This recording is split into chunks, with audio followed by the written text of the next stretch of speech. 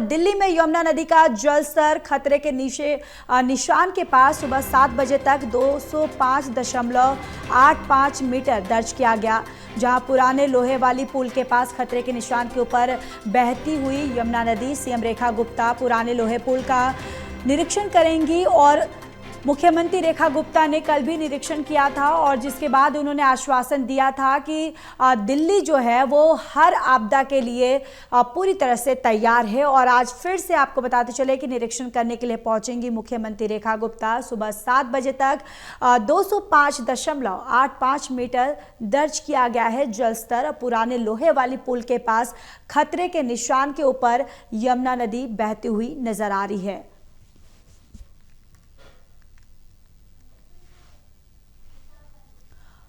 और चलिए सीधे रुख करते हैं, हमारे संवाददाता विशाल सिंह लाइव जुड़ चुके हैं। विशाल, फिलहाल यमुना का जलस्तर का लेकर क्या कुछ अपडेट है? ज्योति, देखिए यमुना नदी का जलस्तर जो है फिलहाल अपने खतरे के निशान से ऊपर ही बह रहा है, लेकिन सुबह 6 बजे की बात करें तो ये जो जलस्तर था इसकी आंकड़े 205.91 तक पहुंच चुका था। लेकिन अभी अगर 8 बजे के डेटा की बात करें तो ये जलस्तर जो है नीचे जाता हुआ दिखाई दे रहा है। इसके अभी जो लेटेस्ट डेटा हमारे पास आया उसके अनुसार 205.75 अब जो है यमुना नदी का जलस्तर जो है मापा जा रहा है। तो अगर ये सिलसिला इसी प्रकार जारी रहता है, यानी जो जलस्तर कम होने का सिलसिला जारी रहता है, तो एक राहत की उम्मीद लोगों के लिए जरूर बन सकती है। लेकिन क्योंकि हथनीकुंड बैराज से लगातार 38,000 से 40,000 क्यूसेक पानी जो है वो लगातार छोड़ा जा रहा है, हर दूसरे घंटे पानी छोड़ा जा रहा है, तो इसलिए अभी ये कह पाना जल्दबाजी होगा कि स्थिति सामान्य हो रही है। क्योंकि कल तक यमुना नदी का जलस्तर जो है और ज्यादा बढ़ने के चांसेस हैं, क्योंकि बारिश की भी संभावना जो है मौसम विभाग ने जताई है।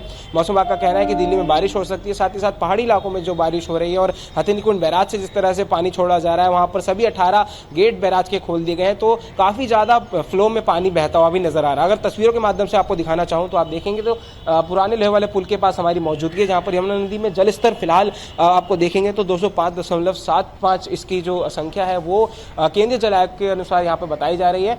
और अगर पानी में आप बहाव देखेंगे तो पानी आपको यहाँ पर जरूर सामान्य बहता हुआ नजर आएगा, लेकिन आगे जाते जाते पानी जो है इसका बहाव कहीं ना कहीं तेज हो जाता है, खासतौर पर जब ये पुल के करीब पहुंचता है। और ऐसे में आज सीएम रेखा गुप्ता भी 10 बजे यहाँ पर इसका मुआयना करने पहुंच रही हैं।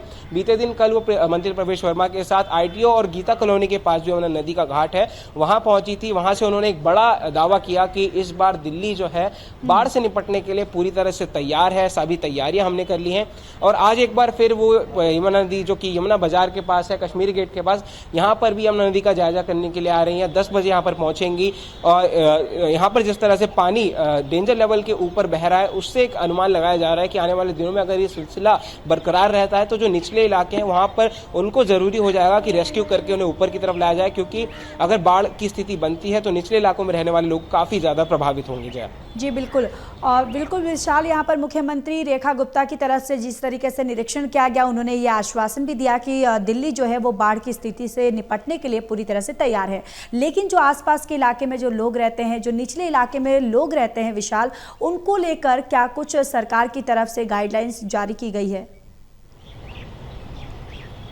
देखिए, सरकार का कहना है कि हम बाढ़ की स्थिति से निपटने के लिए तैयार हैं और जैसे ही पानी ज़्यादा ओवरफ्लो होता है तो जो निचले इलाके में लोग रह रहे हैं उनको रेस्क्यू किया जाएगा, जिसके लिए एनडीआरएफ की टीमें तैनात की जाएंगी। और कॉल टू एक्शन के जरिए जो है, यानी जैसे ही कोई आपदा आती है, कोई विपदा आती है, तुरंत एनडीआरएफ की टीम जो है अलर्ट हो जाएगी और निचले इलाकों में पहुँचकर लोगों का रेस्क्यू करने के लिए वहाँ पर तैनात हो जाएगी। साथ ही साथ सरकार का ये भी बाढ़ जैसी स्थिति हम पहले तो आने ही नहीं देंगे, और अगर आती भी है तो वो पानी जो है बाढ़ का केवल नदी में ही बहेगा, दिल्ली की सड़कों पर नहीं आने देंगे।